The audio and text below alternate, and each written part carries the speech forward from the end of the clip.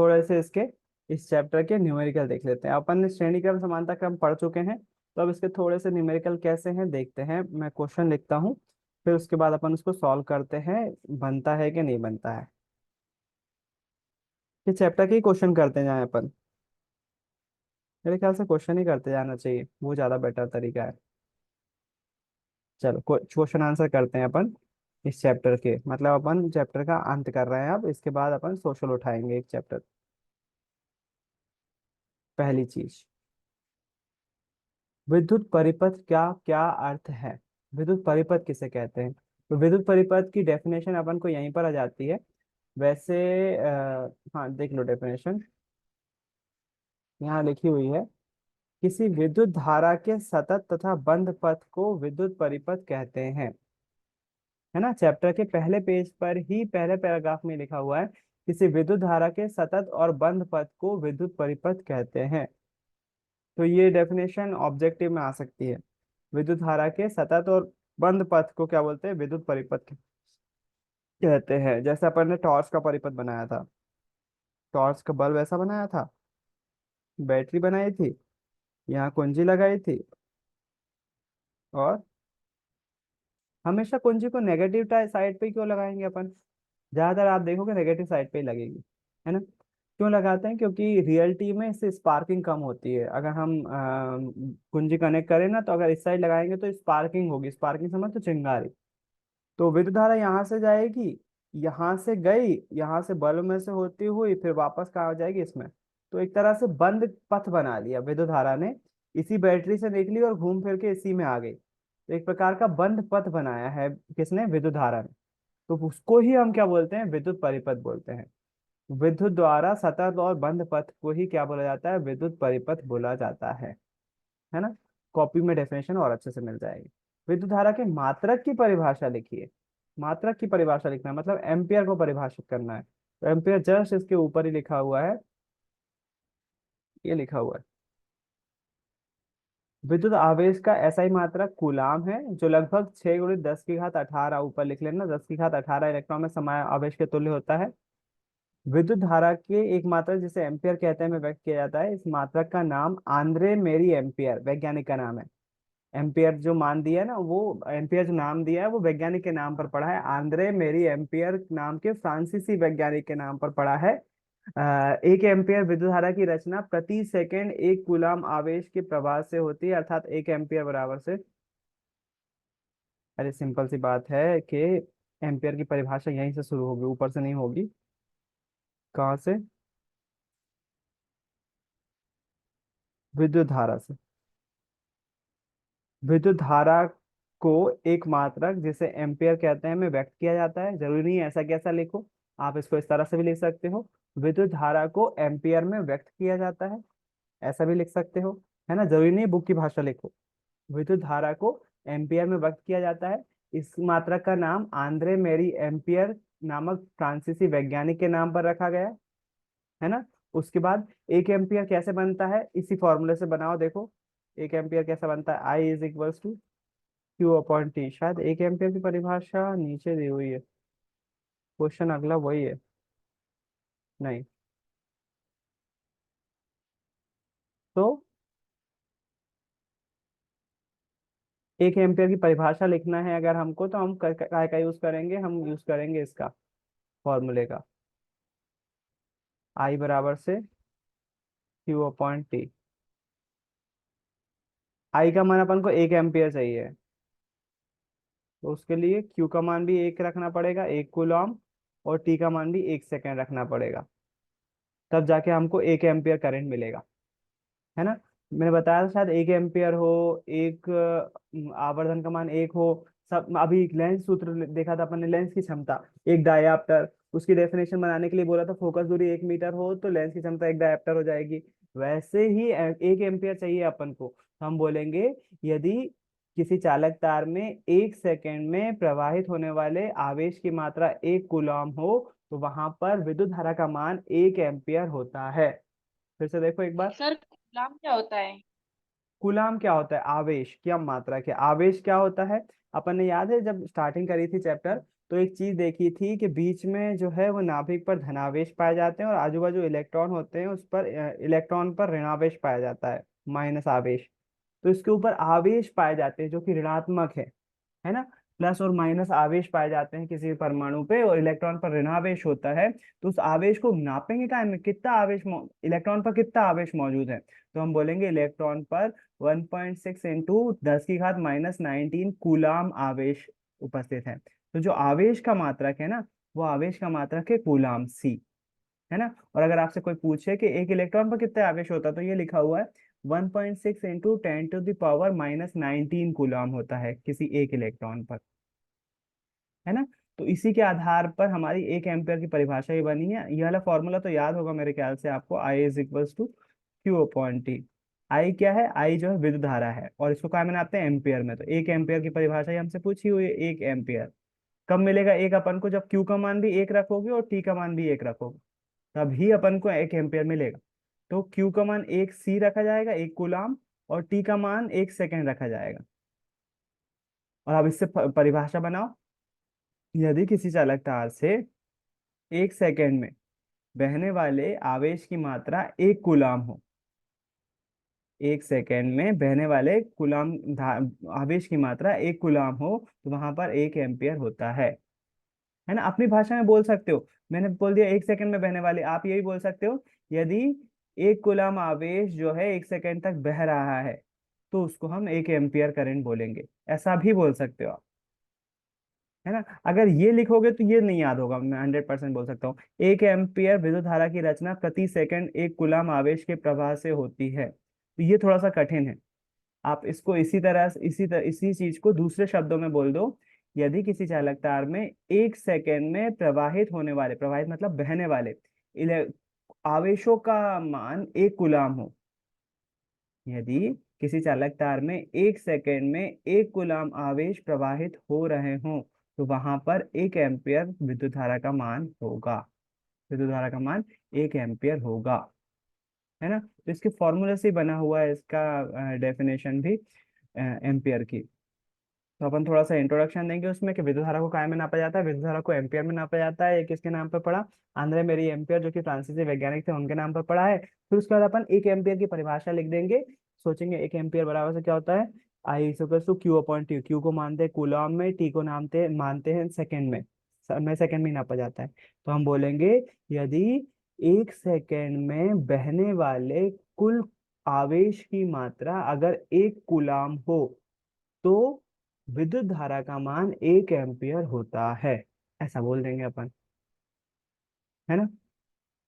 यहाँ पर भी ये लिखा हुआ, अगर ध्यान से देखोगे ना आप, ये देखो, इसको ध्यान इधर ऐसा लिख दो, 1 एम्पियर बराबर से एक सी मतलब एक कूलाम, और एक एस मतलब एक सेकेंड।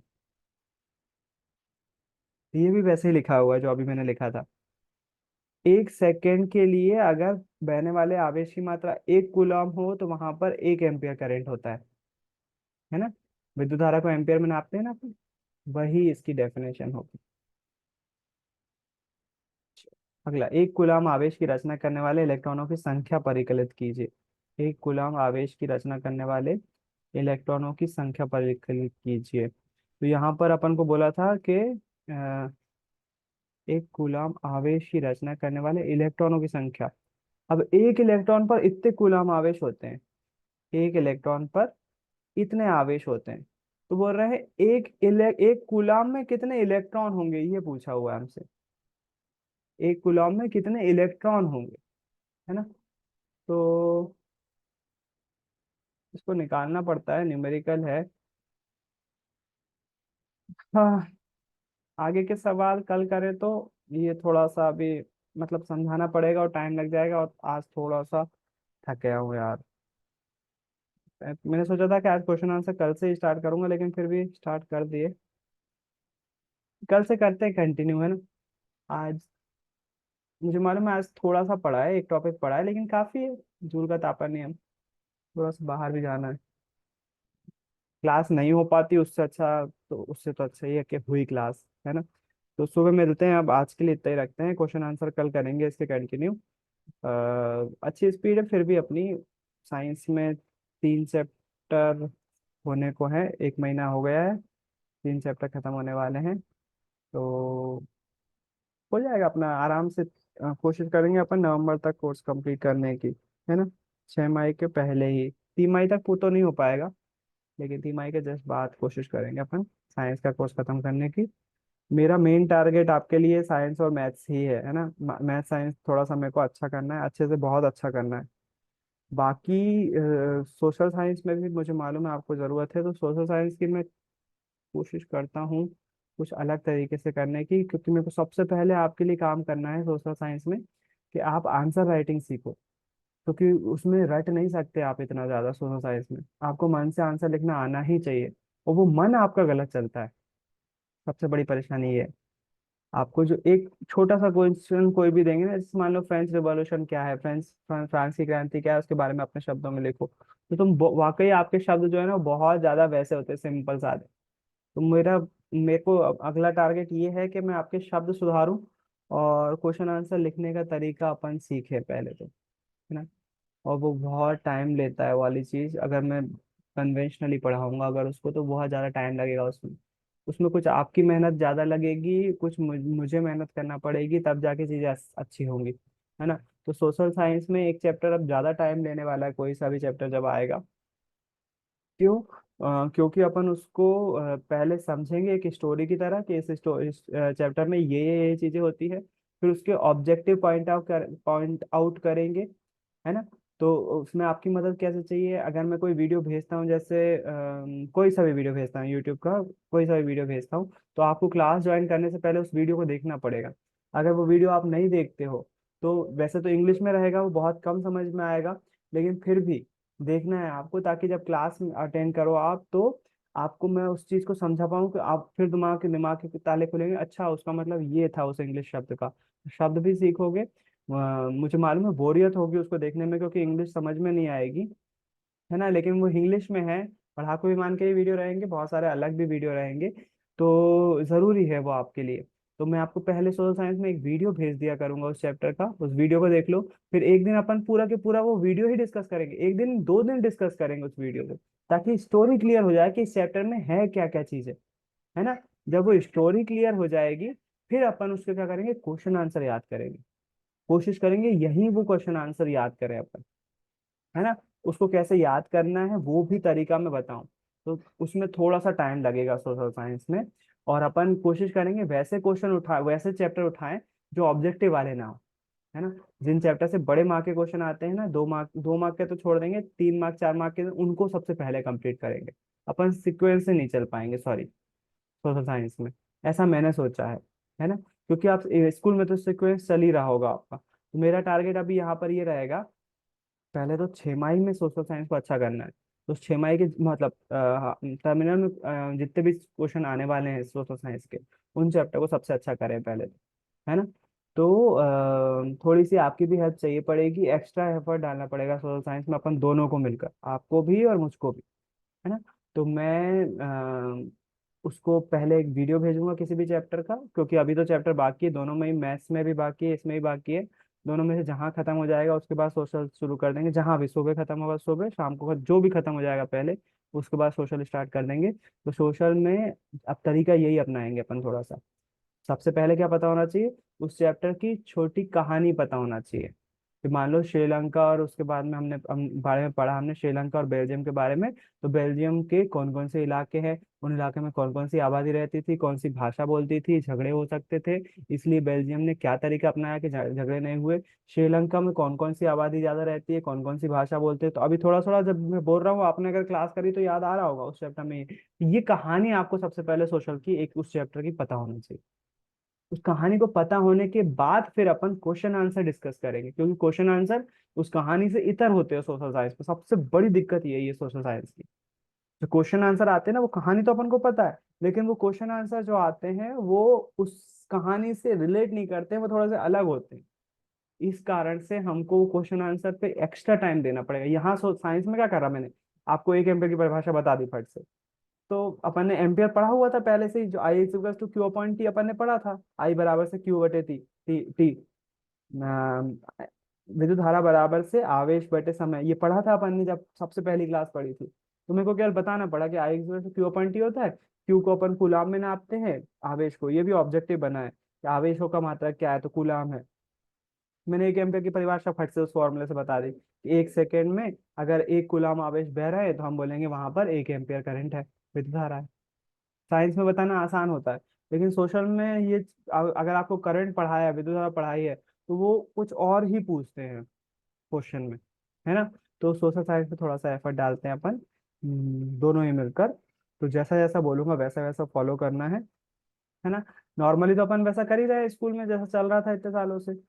अपन जाते हैं, चैप्टर पढ़ते हैं, उसको समझते हैं, क्वेश्चन आंसर याद करते हैं, उसका रिजल्ट नहीं पता चल रहा ना अपन को, तो अपन कुछ थोड़ा सा चेंज करें पढ़ाई में, है ना। इसके पहले मैं क्या करता था, मैं एक वीडियो दिखा देता था पहले उस चैप्टर की, उससे थोड़ा बहुत आइडिया हो जाता था, फिर उसके बाद क्लास में समझाता था और क्वेश्चन आंसर नहीं करवाता था। बस मैंने ये चीज इस बार ऐड करी है एक्स्ट्रा, कि इस बार अपन क्वेश्चन आंसर भी करें, भले चैप्टर थोड़ा सा लेंदी हो जाए, बढ़ जाए, लेकिन अपन उसके क्वेश्चन आंसर भी याद करें सोशल साइंस, है ना, स्टार्टिंग से। तो अपने बहुत सारे क्वेश्चन आंसर याद हो जाएंगे।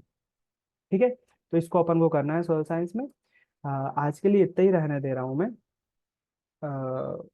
कुछ बताना था एक और चीज। हाँ, मैं ये बताना था, थोड़ा सा याद रखना, आज की जो भी बात बताने वाला हूँ, अब जो बताने वाला हूँ, उसको थोड़ा सा गौर भी करना और थोड़ा सा समझने की कोशिश भी करना, है ना आपको। क्योंकि वो चीज अगर नहीं करोगे तो आगे बढ़ने में परेशानी होगी, खास तौर पे 10th क्लास में, है ना। एक व्यक्ति किसी भी कंपटीशन एग्जाम में या फिर किसी भी परीक्षा की तैयारी में अच्छा कब कर पाता है, अच्छा तब कर पाता है जब उसके पास अ, खुद का कॉन्फिडेंस होता है, जिसको हम सेल्फ कॉन्फिडेंस बोलते हैं ना, वो होता है। सेल्फ कॉन्फिडेंस के साथ साथ सेल्फ मोटिवेशन होता है ना। यदि मान लीजिए मैंने इस क्लास में आकर आपको समझाया समझाया, उसके बाद मैंने बताया कि ये पढ़ाई करोगे तो ये होगा ये होगा, मैंने आपको मोटिवेट कर दिया। आप घर पे जाओगे, 1-2 दिन अच्छे से पढ़ाई करोगे, तीसरे दिन फिर से डल हो जाओगे, आप उतनी मेहनत कर ही नहीं पाओगे, टाइम टेबल के अनुसार काम कर ही नहीं पाओगे। तो वहां पर 10th क्लास में तो टीचर रहेंगे आपके, हर कुछ दिन में आपको कुछ ना कुछ बताते रहेंगे, जिससे आप मोटिवेट होगे, पढ़ाई कर लोगे। 12th क्लास में आपके टीचर रहेंगे, मैं रहूंगा समझाने के लिए कि इस तरह से पढ़ाई करो, इस तरह से गाइड करो। तो उसके कारण से आप अच्छी पढ़ाई, मतलब सही डायरेक्शन में पढ़ाई कर पाओगे, तो उसका असर भी आपके ऊपर पड़ेगा। 12th के बाद क्या होगा, नहीं होगा ना कुछ भी काम। 12th के बाद तो सब टीचर चले जाएंगे, आप अपने इंडिपेंडेंट हो जाओगे। तो वहां पर फिर हमारा सेल्फ मोटिवेशन काम आता है, खुद को अपन को मोटिवेट करना पड़ता है कि नहीं भाई हमको करना है मेहनत। और वो सेल्फ मोटिवेशन अगर अभी से काम करोगे उस पर, तो भविष्य में बहुत ज्यादा दिक्कत नहीं जाएगी आपको, है ना। तो सेल्फ मोटिवेशन के लिए मेरे को आपको एक चीज बताना है। एमएम वाले बच्चे जानते होंगे, जब मैंने अपना पढ़ाना शुरू किया 2017 में, रेगुलर क्लास करी थी, उसके पहले भी मैंने पढ़ाया है, बहुत सारे बच्चों को रेगुलरली नहीं पढ़ाया, 2017 से पढ़ाना रेगुलरली चालू किया था। तो पहला बैच निर्भय वगैरह का था, निर्भय पैल वगैरह का। और इन लोग का जो है जो पहला साल था वो मेरा, पुरानी बुक थी, नई बुक्स नहीं आई थी। अगले साल से जस्ट नई बुक्स आई थी, जो नई बुक्स का नया बैच था, मेरा सेकंड बैच था, और मैं ये भी बोल सकता हूँ वो पहला ही बैच था मेरा, जो कि वैष्णवी, किरण, मानसी, प्रेरणा और प्रतिभा वाला बैच था। इन लोग वाला बैच में जो है मेरी 9th क्लास में मैं इनका ही क्लास टीचर था, सबसे पहले इनकी ही क्लास पढ़ाना शुरू करा था मैंने। तब जब इनका रिजल्ट आया था, तो वैष्णवी ने जो है वो डिस्ट्रिक्ट टॉप किया था, है ना। डिस्ट्रिक्ट टॉप करने के बाद स्कूल को तो कुछ पता नहीं था, लेकिन वैष्णवी को सब, मैंने शायद पता नहीं बात पहले भी बताई ये कहानी, स्कूल को वैष्णवी को जो है वो एक मतलब पॉलिटिशियंस के कार्यक्रम में सम्मानित करने के लिए बुलाया। तो वहां पर इन्होंने जो है बच्ची का नाम तो सही लिया था, लेकिन इनको स्कूल का नाम तक नहीं पता था। देखो, किसी को भी किसी भी बच्चे का रिजल्ट बनाने के लिए, अगर वो डिस्ट्रिक्ट में टॉप कर रहा है या फिर एमपी में टॉप कर रहा है, स्कूल का एक बहुत बड़ा योगदान होता है ना। एक टीचर से बच्चा टॉप नहीं कर सकता, किसी कीमत पे नहीं कर सकता। स्कूल वो माहौल बनाकर देता है, वो सारे 6 के 6 टीचर्स मेहनत करते हैं, तब जाके कहीं कोई बच्चा टॉप कर पाता है।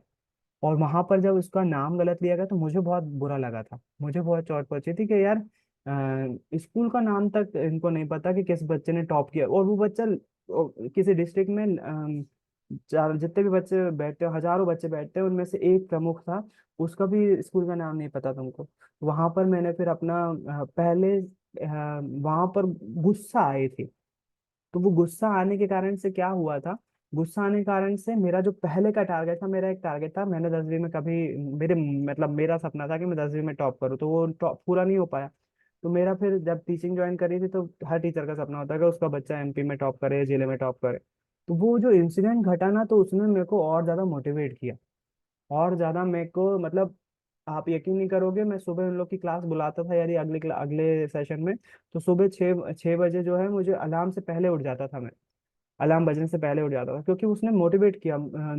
उस जो सीक्वेंस था, उस जो घटना घटी थी, मेरे को बहुत मतलब दिल पे चोट पहुंची थी। उसके कारण से क्या हुआ, मैंने बच्चों पे और मेहनत करी, है ना। और बाकी टीचर्स को भी बोला कि ये घटना हुई है, इसका आप हमको जाहिर सी बात है बुरा लगना चाहिए, जब स्कूल का नाम नहीं हो रहा है या फिर स्कूल का नाम गलत लिया जा रहा है मंच से। वहां पर मैंने बच्चों के सामने भी घोषणा करी थी कि मेरा एक बच्चा ऐसा आएगा कि जो बहुत अच्छे मार्क्स से पास होगा, मेरिट में आएगा, और उसको स्कूल के नाम की फिर स्पेलिंग गलत नहीं होगी। तो उसके बाद दो इंसिडेंट हुए। ऋषिका अहिरवार जो राज्य की मेरिट में 10वें स्थान पर रही थी, और उसके बाद ऋषि 2 साल बाद, 1 साल बाद, जिसने स्टेट की मेरिट लिस्ट में 6वां स्थान। अब कोई गलत नाम नहीं ले सकता था। जब 6वें नंबर पे बच्चा आएगा, तो उस टाइम भोपाल का पूरा एक स्कूल का नाम था, जब ऋषि टॉप किया था, कोरोना के जस्ट बाद वाला साल। इकलौता एक बच्चा था जो जिसके भोपाल से नाम था, पूरी मीडिया स्कूल में थी। उस दिन फिर स्कूल का नाम गलत नहीं हुआ। तो बोलना ये चाह रहा हूँ अपने इंसिडेंट से, कि आपको दूसरों की बातों का बुरा लगना चाहिए, और वो ये सेल्फ मोटिवेशन में ये चीज मदद करती है। आपको कोई चीज, अगर कोई कटु बात बोलता है, आप ध्यान से सुनोगे। अभी अभी बच्चे थे, अब तक बच्चे थे, अब नहीं हो, है ना। आपके रिश्तेदारों में कोई आपसे गलत बात बोलता है, उल्ट पटांग बोलता है, जिससे आपको चोट चोट चोट पहुंचती है, मम्मी पापा को चोट पहुंचती है। कई बार हमारे साथ ऐसा होता है कि मम्मी पापा को नीचे दिखाने के लिए फैमिली में जो कोई दूर के फूफा चाचा मौसा कोई भी होते हैं, तो वो ऐसे कटु वचन बोलते हैं। तो उन सब बातों का आपको बुरा लगना चाहिए, है ना। वो जब तक बुरा नहीं लगेगा, दिल पे चोट नहीं पहुंचेगी, आप सेल्फ मोटिवेट नहीं हो पाओगे। तो लोगों की बातों को सुनो, उसको महसूस करो, और अगर वो बुरी हैं, कटु वचन है, तो वहां जवाब मत दो। सचिन तेंदुलकर से ये बात बोली जाती थी कि आपको बॉलर्स जो है वो गाली बकते हैं, कुछ करते हैं, क्यों? ताकि बैट्समैन उल्टे सीधे शॉट करे और आउट हो जाए। तो सचिन तेंदुलकर से एक बार बात पूछी थी कि आप उनको जवाब क्यों नहीं देते, तो बोले मैं उसको अपने बल्ले से जवाब देता हूँ। वो रन्स उसको उसके बॉलर के खिलाफ मारकर जो उसको जवाब देता है। सेम केस हमारे साथ भी होना चाहिए। किसी को जवाब देने की जरूरत नहीं है आपको। अगर आप जिस दिन नाम आएगा ना, यकीन मानो, मेरे बहुत सारे बच्चों के अब हो चुके हैं। प्रियांशी प्रियांशी को थोड़ा बहुत पढ़ाया था, वैष्णवी को कंटिन्यू पढ़ाया है, त्रिशिका दीपशिका को कंटिन्यू पढ़ाया है, ऋषि को कंटिन्यू पढ़ाया है। अभी इस साल जो है, भले ही मैंने कंटिन्यू नहीं पढ़ाया, लेकिन ऑनलाइन क्लास में एक बच्ची थी अंजलि, होशंगाबाद से जुड़ती थी। उस बच्चे का उसकी जो है वो होशंगाबाद में रैंक लगी है, उसके मतलब उसका पेपर में नाम छपा है। मुझे रैंक का तो नहीं पता, डिस्ट्रिक्ट में रैंक नहीं है जहाँ तक है, लेकिन पेपर में नाम छप जब पेपर में नाम छपता है ना, तो वो सब रिश्तेदारों के मुंह पे बहुत कर्रा तमाचा पड़ता है। कुछ नहीं बोलोगे ना आप, उसके बाद भी बहुत बुरा तमाचा पड़ता है। तो फलाने की बेटी का नाम जो है वो उसमें आया, पेपर में आया है, और वो पैसे दे के नहीं छपाया गया है। उसने ऐसा काम किया है जिससे वो मेरिट में आई है या फिर पेपर में आया है। तो बस इतना ही बोलना बोलना है मेरे को, कि अगर कोई बुरा भरा बोलता है आपको, तो आपको मुंह से जवाब देने की जरूरत नहीं है। इस तरह से आप उनको जवाब दे सकते हो, है ना। तो मूल मंत्र यही है कि यदि कोई बुरा बोलता है, तो वो दिल पे बुरा लगना चाहिए, और वो चीज जो है, लेकिन हाँ, बनाना नहीं है कि किसी ने आपको बोल दिया और अंडे कहाँ जा रहा है, दोस्त ने बोल दिया, तो आप उसी चीज का बुरा हो रहे, तो वो कच्ची चीज नहीं होना चाहिए। तारक मेहता के उल्टा चश्मा में जब टप्पू सेना एक बार किट की मांग कर रही थी, तो आंदोलन पे उठ गई थी, नहीं हमको तो किट चाहिए, सेशन बॉल से क्रिकेट खेलना है हमको, उसमें। तो वहां पर बाद में उनको अपने अनशन मतलब सफल नहीं हो पाया था, क्योंकि खाने के लालच में उन्होंने तोड़ दिया था अनशन। वहां चंपक लाल ने एक बात बोली थी कि आपका उद्देश्य सही होना चाहिए, है ना। अगर किसी ने सही में कटु बात बोली है, तो वो वाकई कटु होगी, आपने बनाई नहीं होगी कटु, है ना। तो कई चीजें ऐसी होती हैं कि वाकई में होती हैं, हम ऑब्जर्व नहीं करते हैं, या उस पर ध्यान नहीं दे पाते हैं, जो कटु होती हैं, या फिर हम छोटी छोटी बात को गलत ले लेते हैं। वो छोटी बात नहीं पकड़ना है, कोई बड़ी बात जो वाकई में दिल पर ठेस पहुंचाए, तब तो बहुत अच्छा होगा आपके लिए, है ना। खैर, चलो सेल्फ मोटिवेशन पे काम करो, आपका खुद का मोटिवेशन होना चाहिए, सब जाके आप अच्छी पढ़ाई कर पाओगे। सेल्फ मोटिवेशन बहुत ज्यादा जरूरी होता है। अभी से काम करोगे तो वो डेवलप होगा। ऐसा नहीं होता सेल्फ मोटिवेशन डेवलप के एक साल भैया ने पढ़ा दिया तो हो गया, 12वीं में गाइड कर दिया तो हो गया, ऐसा नहीं होता। साल भर की प्रोसेस है वो, जिंदगी भर की प्रोसेस है ना। जब तक जॉब लगेगी तब जाके कहीं जाके लगेगा नहीं यार हम सेल्फ मोटिवेटेड हैं, हम काम कर सकते हैं कुछ। चलो आज के लिए इतना ही रखते हैं। कल सुबह फिर से मिलेंगे 8 बजे ही, है ना, मैथ्स पढ़ेंगे। आज के लिए इतना ही, उम्मीद है कुछ नया सीखा होगा। बाय, गुड नाइट, जय गुरुदेव सभी को। Thank you sir. Welcome good night welcome. भाई। Good night, good night.